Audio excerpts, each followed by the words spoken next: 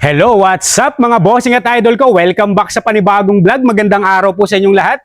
Nandito po tayo ngayon sa autokoto.ph sa Digman, Bacoor, Cavite mga boss. Lahat naman po ng unit dito ay mechanic inspected. Na-check at na-scan ko na rin po ito. Kaya sa mga kababayan natin naghahanap ng maayos at quality na second-hand cars dyan, J. Catskill Vlogs, legit tayo 100%. Pwede nyo rin pong bisitahin ang aking Facebook account, Renato De La Toro Jr., pakipalo na rin po. Marami rin po tayong unit na nakapost doon. Alright, let's start. Pero bago nating simulan, kung hindi ka pa nakakapag-subscribe at kung bago ka pa lang sa aking YouTube channel, paki-like and subscribe naman po at isama mo ng notification bell para po maging updated kayo sa mga video na i-upload ko. Huwag na po nating patagalin to mga bossing. Ito na po yung unit natin. Sa mga naghanap dyan ng subcompact crossover mga bossing, meron tayo ditong 2017 Subaru XB 2.0 IS Premium. Ito po yung top of the line series. Automatic transmission, gas yung engine nito, odometer. 64,000 kilometer ang tinakbo. Price po nito 518,000 kasama na po ang transfer of ownership. Pwede nyo na pong ipareserve to mga boss kasi sa mga naghahanap po nung 2016 model dati, nabenta na po yun. Eto meron tayong 2017 model, naka-schedule na rin po ito for ceramic ngayong Sunday. Kaya pwede nyo na pong ipareserve to mga boss.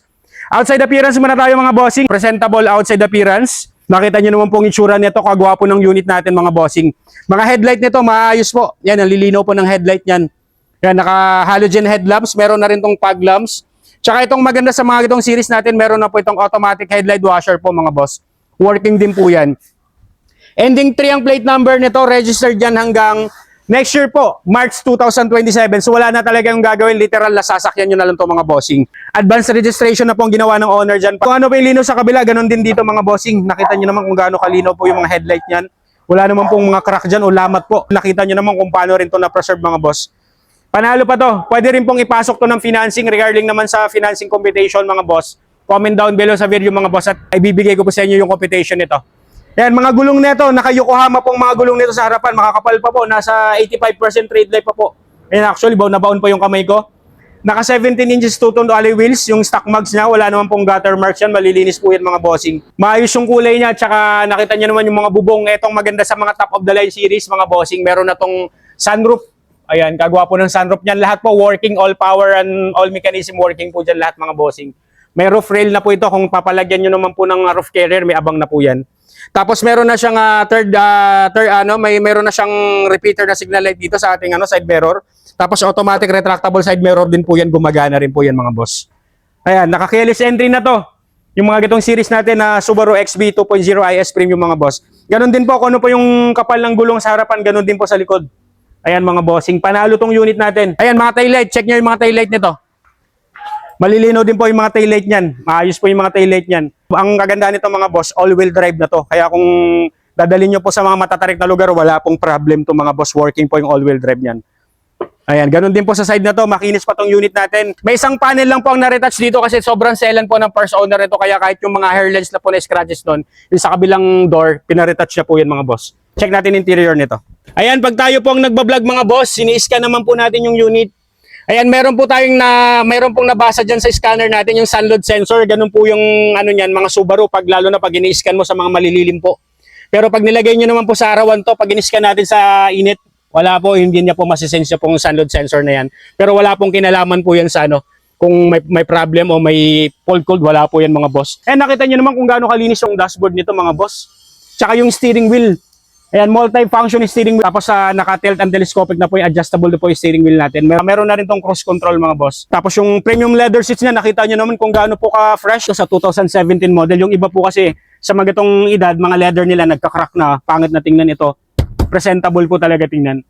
Ayan, naka-logo pa ng XB. Ito talagang stock niya na leather seat po. Tapos may armrest na rin po ito. Dito naman po may dalawang cup holder.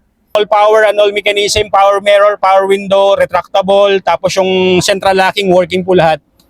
Check nyo naman yung matting nito mga boss.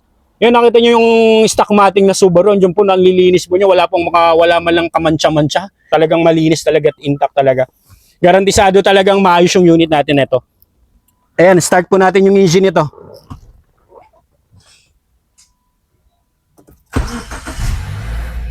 Smooth ang andar mga boss. One click, one start po tayo. May kasama na rin tong RFID, auto sweep, tsaka EC3 po. Kasama pa po. Tapos mayroon na rin tong manual and booklet dito. Check nyo rin yung sidings yan. Ayan mga bossing. Ang linis po ng mga sidings yan. Wala pong mga gas-gas dyan, ng mga mga dumi-dumi sa mga sidings, malinis kahit yung mga kasingit-singitan po niyan. 100% yung unit natin, not flooded unit po mga boss, tsaka garantisado po talaga yung unit natin, wala po itong bangga. Ito po, pakita ko sa inyo po yung nito, yung sunroof. Ay, nakita niyo naman kung gaano po yung working din po yung sunroof natin mga bossing. Iba rin po talaga pag may sunroof, napaka-aesthetic naman po talaga ng design pag nakakaagaw pansin talaga pag may sunroof mga bossing. Shifting naman po tayo. Ayan, reverse. Meron na rin tong reverse camera mga bossing, neutral, drive. Wala po siyang shift shock, walang kaldag to.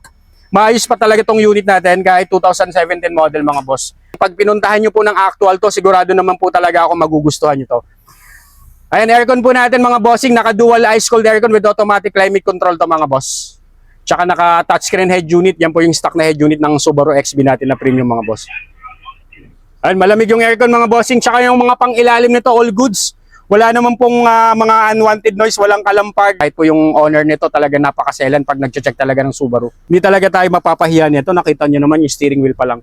Sigurado naman talaga akong panalo, tapos ma-appreciate nyo talaga. Kung gusto nyo pong manual mode mga boss, ito paddle shifter, gumagana po yan.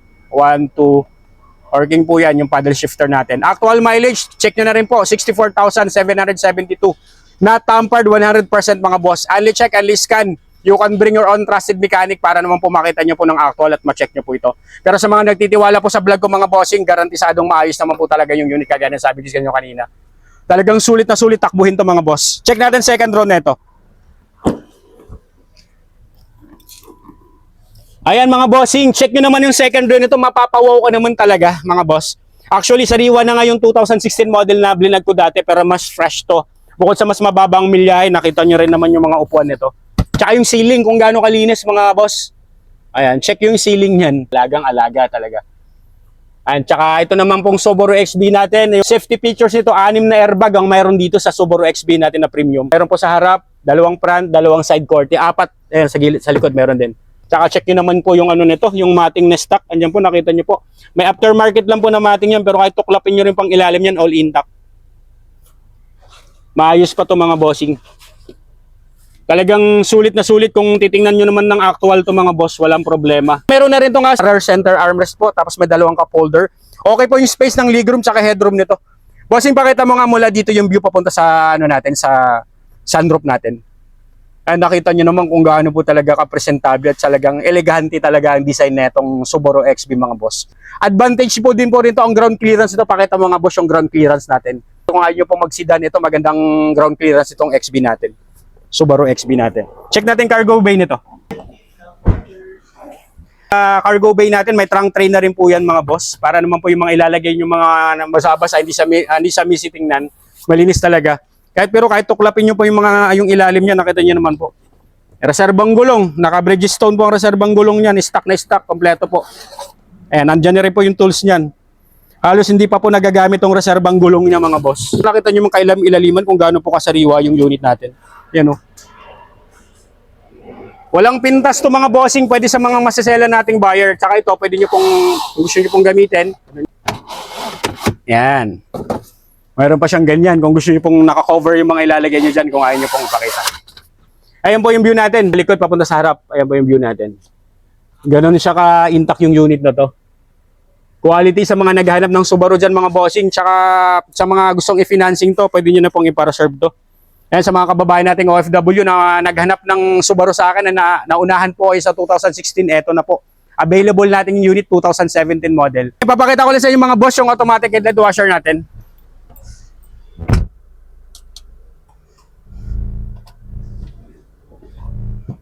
Ayan, nakita nyo naman mga boss, yung automatic headlight washer niyan working po. Yan po kaganda yung XB natin na to. Garantisadong sulit na sulit talaga yung unit pag kinuha nyo to mga boss. Ayan mga bossing, check nyo naman engine bay nito under the hood mga boss. Napakalinis po ng engine bay nito, wala pong oil leakage, lapitan mga bossing. Ayan. Ayan, kahit yung mga kasulok-sulukan yan, wala pong mga wala pong mga moisture na mga langis dyan, all intact. Ay, may mga kasa markings pa po yan. Naka Moto LED Gold battery. Ayan, no talsik, no usok, no blow by ito mga boss. Tapos wala po itong overheat history. And ready for long drive po, wala naman po itong mga history ng repair po mga bossing. Tsaka ito naman pong Subaru XB natin powered by a 2.0 liter gasoline engine that produces 150 horsepower at 198 Nm of torque mga boss. Ready for long drive, sasakyan nyo na lang to mga boss. Tsaka nakita nyo naman po yung frame nito kung gaano ka-intact po. Ayan. Maayos talaga ito mga bossing, wala pong pintas to para sa mga naghanap ng mga gatong series natin. Iba-browse ko na rin po dito yung available units natin sa autokoto.ph sa Digman Bacoor mga boss. Meron din po tayo dito itong unit po natin lahat, available po ito sa cash, trade-in and financing. Sa mga cash buyer po natin mga bossing, negotiable pa po ito. And then sa mga nagtatanong naman po ng financing, ng mga requirements po ng financing, comment down below sa video mga boss at i-assist ko po kayo. Ito po, meron tayo ditong 2013 na Honda Civic 1.8 FB. Automatic transmission, gas yung engine nito. Odometer po nito, 100,000 km ang tinakbo. Price po nito, 398,000 kasama na po ang transfer of ownership mga boss. Next unit natin, meron din po tayo ditong 2021 na Toyota Rush 1.5G. Automatic transmission, gas yung engine nito. Odometer po nito, 47,000 km ang tinakbo. Price po nito, 748,000 kasama na po ang transfer of ownership. Sa mga naghanap ng 7-seater dyan mga boss, kagawa po niyan bagong ceramic coat. Next unit natin, meron tayo ditong 2016 acquired pero 2015 model na Mitsubishi Adventure 2.5 GLS. Manual transmission, diesel yung engine nito, odometer 78,000 km ang tinakbo. Price po nito 400,000 kasama na po ang transfer of ownership. Pang family po. Maganda rin to pang long drive. Tipid po niyan sa diesel mga bossing. 10-seater ang capacity niyan. Next unit natin, meron tayo ditong 2021 acquired pero 2020 model na Hyundai Kona 2.0 GLS. Automatic transmission, gas yung engine nito, odometer po nito 53,000 km ang tinakbo. Price nito mga bossing 528,000 kasama na po ang transfer of ownership. Sa mga naghahanap dyan ng subcompact crossover mga boss, panalo rin tong unit natin. Ayan, next unit natin, ito po mga boss. Meron din tayo ditong 2018 Subaru Forester 2.0 XT Turbo mga boss. Ito yung top of the line series natin. Automatic transmission, gas yung engine nito, odometer 71,000 km ang tinakbo. Price nito 758,000 kasama na rin ang transfer of ownership mga boss. Kasama rin po itong meron din tayo ditong another crossover. Meron din tayo ditong 2018 na Toyota RAV4 mga bossing. 2018 natin na Toyota RAV4 2.5 active 4x2. Automatic transmission, gas yung engine nito, odometer po nito 88,000 km ang tinakbo. Price din nito, kagaya po ng Subaru, 758,000. Negotiable upon viewing mga boss. Libre na rin ng transfer of ownership mga boss. Sa mga naghanap dyan ng pang-executive car, meron tayo ditong 2016 na Toyota Corolla Altis, 1.6V. Automatic transmission, gas yung engine nito, odometer po nito, 63,000 km ang tinakbo. Price po nito, 520,000 mga bossing. Kasama na rin ang transfer of ownership. Kaya sa mga kababayan natin dyan naghanap ng maayos at quality na second-hand cars dyan mga boss, comment down below sa video mga boss at i-assist ko po kayo. See you po sa next upload mga boss. Ingat po ang lahat. God bless.